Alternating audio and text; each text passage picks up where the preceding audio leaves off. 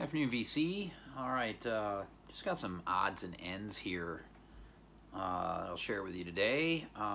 Nothing that's going to set the world on fire or anything like that. It should be a short video. Been into repo lately a few times. It is right down the street, so it's every now and again I have to pop my head in there. And Jimmy's cool. He let me dig around the back room the other day. There was a bag with some 7-inches in there, so I looked through them, and there were a couple Beatles 7-inches, but they were deeply scratched. But then there was this 7-inch, and so I picked it up. He actually gave it to me. Stevie Wonder, Something's Extra for Songs in the Key of Life. So it's the bonus 7-inch that comes with that LP, and it's in mint shape. So I grabbed that. I actually don't have a copy of that LP.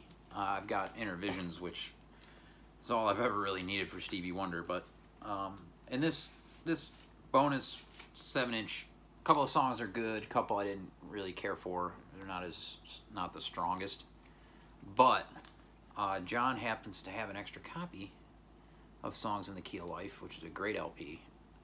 So I'll be getting that, and it's missing the 7-inch. So we'll get that all put together. So pretty cool to find that.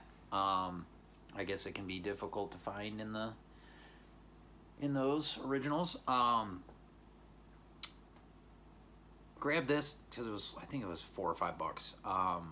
It's a flexi from Rolling Stones, Exile on Main Street, with samples of four cuts, all down the line: Tumbling Dice, Shine a Light, and Happy.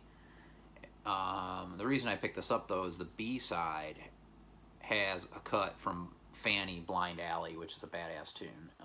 As you know, I've been digging into that band, so this is a really cool, it's a UK flexi from 1972 maybe. Yeah, 1972, made in the UK on New Musical Express. Not something you see every day. The Stones cuts sound great on that as well. And it's got another band, Curved Air, on there. This came from Permanent Records. Took a while to get here, but it's here. AC/DC, Dirty Deeds, done dirt cheap. The US cover, I'd love to find the Australian variety, but those are really pricey, and these records can be had for next to nothing. So I grabbed this from it was released in '76. I think this is a 1981 US reissue. But the opening cut, the title track, is my favorite AC/DC song, and so all I've ever had is this on cassette, I think. So, grabbed it. Big Balls is on here as well. But yeah, was this on the?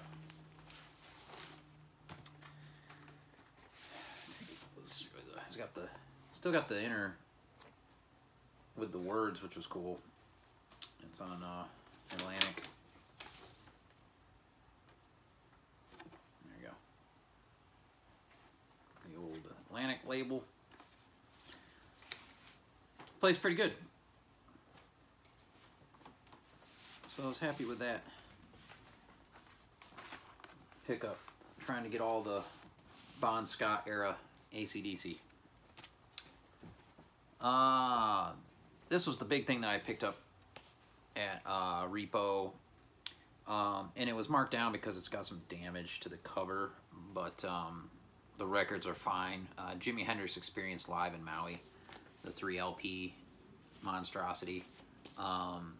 I had missed this when it came out. I just wasn't into paying what it was being sold for at the time. So yeah, patience pays off. It's not the limited edition numbered copy, but it's the reissue, basically.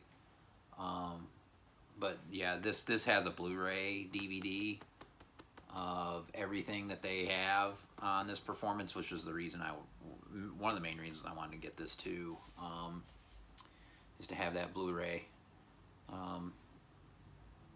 The man could do no wrong. Jimi Hendrix, fantastic.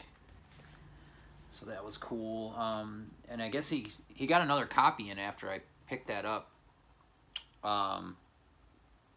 Because Steve was asking me, or I brought up that I bought that. He goes, "Oh yeah, no wonder we got another one in." So I guess it's still something that can, you know, the distributors still have, which is cool.